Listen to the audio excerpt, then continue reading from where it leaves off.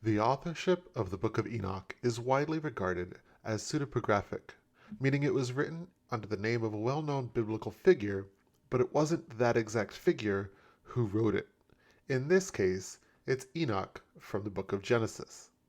Modern scholarship does not support the idea that historical Enoch, who lived long before the flood, wrote the book, though some scholars believe part of it may have been original to Enoch, but it's impossible to know this for certain.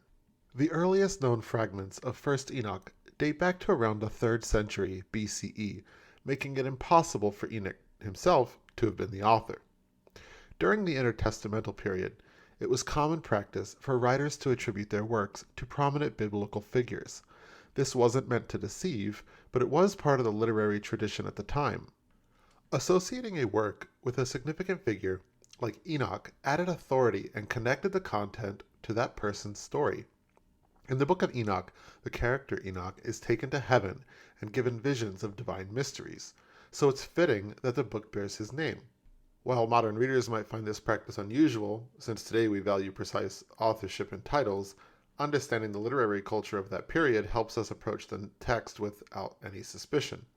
Instead of focusing on the literal authorship, we can appreciate the broader tradition of Jewish religious writings that developed between the Old and the New Testaments during this intertestamental period. Despite its significance in ancient Jewish literature and its influence on early Christian thought, the Book of Enoch was not included in the biblical canon.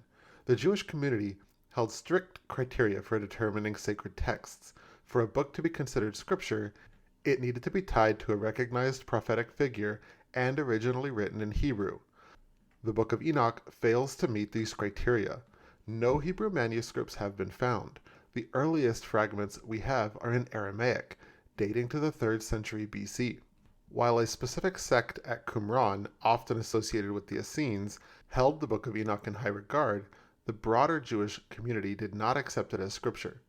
In contrast, early Christians were less concerned with the language of origin.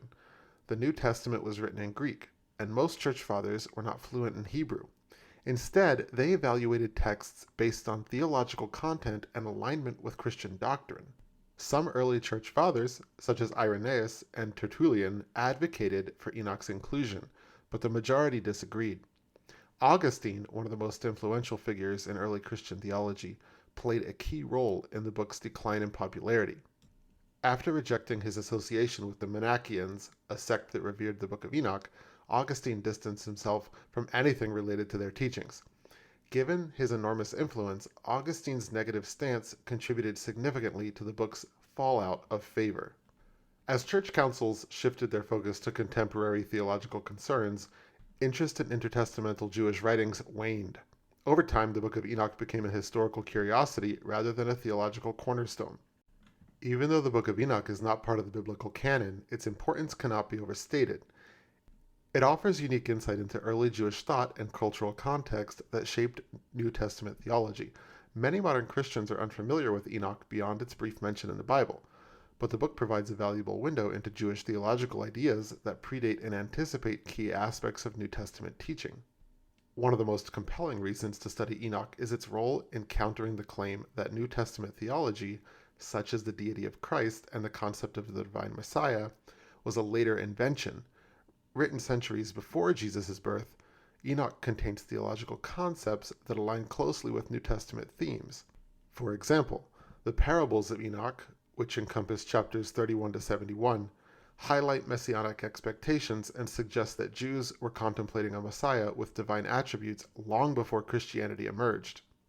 The influence of Enoch is especially clear in New Testament apocalyptic imagery and themes, such as the Book of Life, heavenly books, the lake of fire, and a final judgment, all familiar to readers of Revelation. The presence of these themes in Enoch shows that the New Testament writers were building on established Jewish traditions rather than creating new doctrines. Both Peter and Jude directly reference and quote from Enoch, and other New Testament writings echo its concepts. This suggests that while not considered inspired scripture, Enoch was highly respected and frequently utilized by early Christian writers. The Bible references the Book of Enoch over 160 times. In summary, the Book of Enoch is a valuable resource for understanding the cultural and theological background of the New Testament. It bridges the gap between the Hebrew Bible and the New Testament writings, revealing how early Jewish communities wrestled with their sacred texts and anticipated God's promises.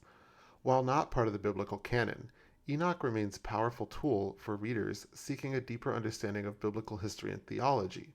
Understanding the Book of Enoch invites us to see the Bible with fresh eyes, recognizing the rich tradition of thought that shaped the New Testament. And even though it isn't scripture, it offers us an invaluable glimpse into the beliefs and hopes of ancient Jewish communities, the beliefs that continue to resonate in Christian faith today. Thank you for joining me today, and I hope that this is something that blesses you. If you like this content, I encourage you to share it with people that you love. Press the like button on this video, and if you're not subscribed, I do encourage you to subscribe. I try and post new content every week, and your comments and your suggestions help me grow this channel. Thank you again, and God bless.